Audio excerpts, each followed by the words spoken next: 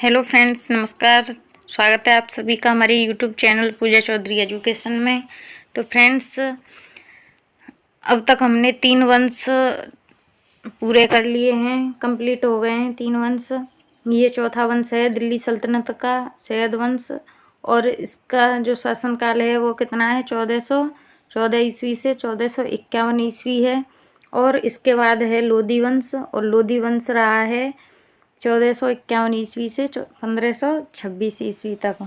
तो फ्रेंड्स, दिल्ली सल्तनत के ये चौथे और पांचवें वंश हैं, और जितने भी क्वेश्चंस इनसे इम्पोर्टेंट क्वेश्चंस हैं वो पूरे मैंने कवर करने की कोशिश करूँगी मैं इस वीडियो में, जितने भी हो सकेंगे। तो फ्रेंड्स, वीडियो के अंत तक बने रहना, और वीडियो अगर अच्छी लगे, क्वेश्चंस अच्छे लगें, कंटेंट अच्छा लगे तो प्लीज़ सब्सक्राइब कर देना और लाइक कर देना। तो फ्रेंड्स, चलते हैं पहले सैयद वंश पर। सैयद वंश का फर्स्ट क्वेश्चन है,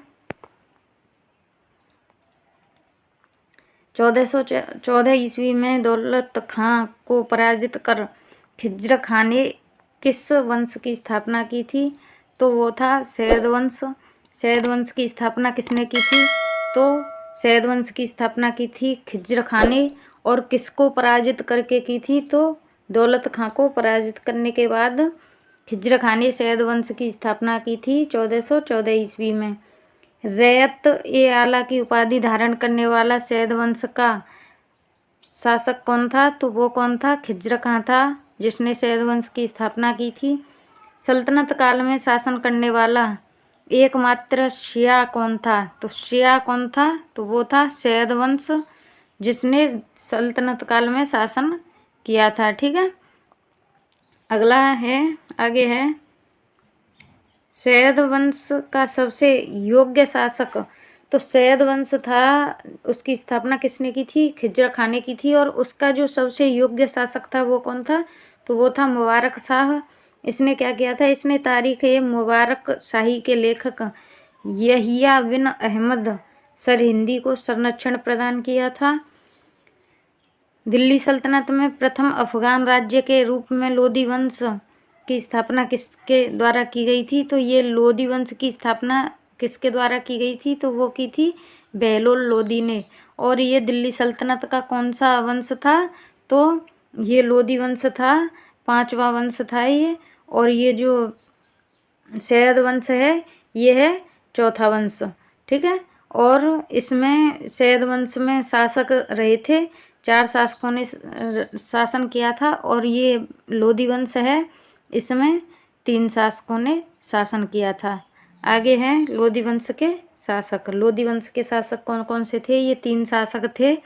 तो पहला शासक था बहलोल लोधी, जिसने लोधी वंश की स्थापना की थी।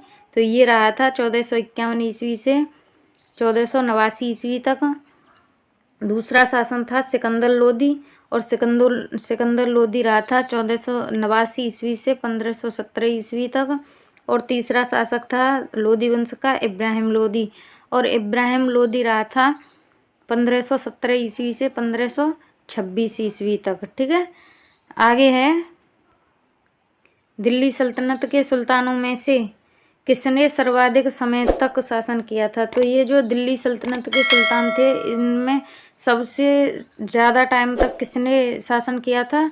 तो वह थे बहलोल लोधी। इन्होंने कितने साल तक शासन किया था? तो ये 38 वर्ष तक शासक रहे थे। किस सुल्तान के बारे में अब्दुल्लाह ने अपनी पुस्तक तारीख ए दाऊदी के लेखक कौन है? तो अब्दुल्लाह। ठीक है, तारीख ए दाऊदी में लिखा है कि जब वह अपने सरदारों के साथ मिलता है तो वह कभी सिंहासन पर नहीं बैठता। तो किसके बारे में लिखा था? तो बहलोल लोधी के बारे में लिखा था इसने। आगे है, किस सुल्तान ने आगरा नगर की स्थापना कर उसे अपनी राजधानी बनाया था? तो आगरा नगर की स्थापना किस शासक ने की थी? तो ये की थी सिकंदर लोधी ने। और इसने क्या किया था? स्थापना करके अपनी राजधानी आगरा को बना लिया था। सिकंदर लोधी ने भूमि की माप के लिए किस पैमाने का प्रयोग प्रारंभ किया था? तो किसका किया था? गजे सिकंदरी पैमाने का। कौन से पैमाने का? गजे सिकंदरी पैमाने का। सुल्तान की उपाधि धारण करने वाला लोदी वंश का प्रथम शासक कौन था? जिसने सुल्तान की उपाधि धारण की थी वो शासक कौन था? तो वो शासक था सिकंदर लोदी। कौन सा शासक था? सिकंदर लोदी था जिसने सुल्तान की उपाधि धारण की थी। ठीक है, आगे है, सिकंदर लोदी ने मुसलमानों में प्रचलित अनेक कुप्रथाओं जैसे कि मुहर्रम पर ताजिया निकालना, महिलाओं को पीरों की मज़ारों पर जाने या उनकी याद में जुलूस निकालने पर प्रतिबंध लगा दिया गया था। ठीक है, आगे है, आगे देखो, सल्तनत काल के कालीन वंश हैं ये, और ये 5 वंश रहे थे सल्तनत काल में। तो ये पहला है, ये गुलाम वंश है। कौन सा वंश है? गुलाम वंश है, और ये रहा था 1206 से 1290 ईस्वी तक। गुलाम वंश कब से कब तक रहा था? 1206 से 1290 ईस्वी तक। और कितने वर्ष रहा था? 84 वर्ष। और इसका संस्थापक था गुलाम वंश का ऐबक, कुतुबुद्दीन ऐबक। ठीक है, इनकी 5 वंश की ट्रिक है, एक गुड़ खाओ तसले में। ठीक है, गुड़ खाओ तसले में। तो गुड़ से गुलाम वंश, खा से खिलजी वंश, और तसले से तुगलक वंश, और तसले स से सैयद वंश, और ल से लोदी वंश। ठीक है, तो खिलजी वंश रहा था 1290 ईस्वी से 1320 ईस्वी तक। और इसका जो संस्थापक था वो कौन था? जलालुद्दीन खिलजी था। और ये कितने वर्ष तक रहा था? तो ये 30 वर्ष इन्होंने शासन किया था। तुगलक वंश आया फिर 1320 ईस्वी से 1414 ईस्वी तक। और इन्होंने, तुगलक वंश कितने वर्ष रहा? तो ये रहा 94 वर्ष सॉरी।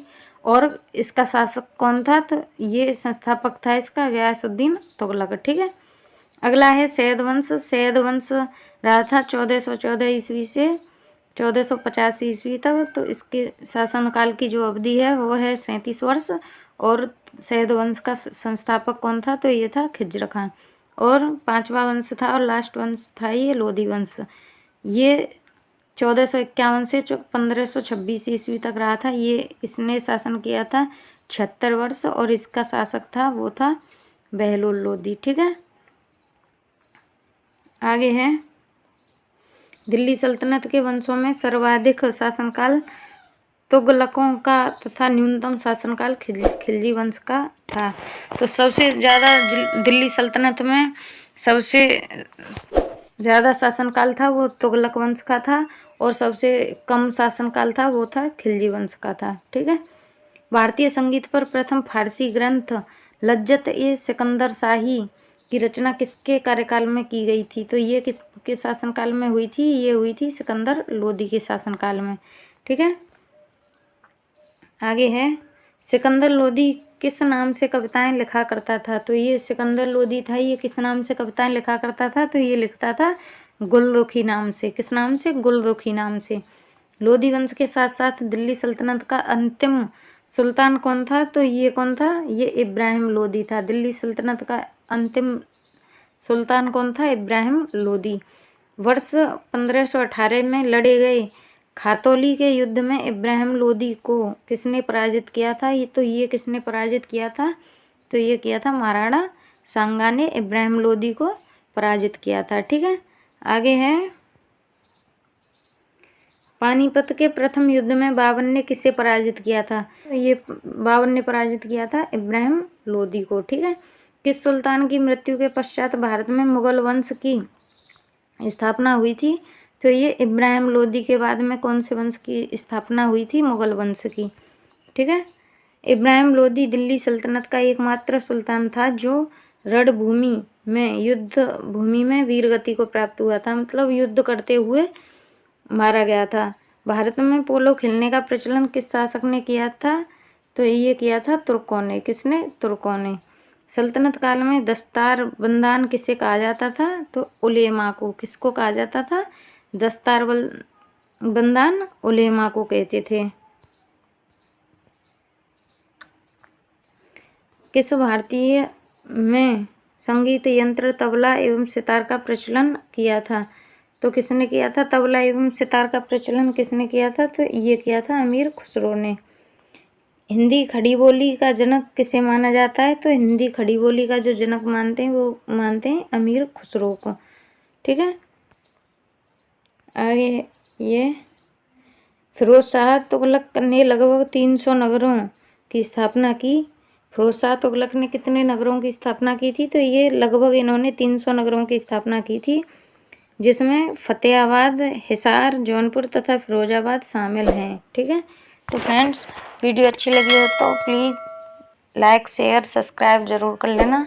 सो थैंक यू, मिलते हैं नेक्स्ट वीडियो में।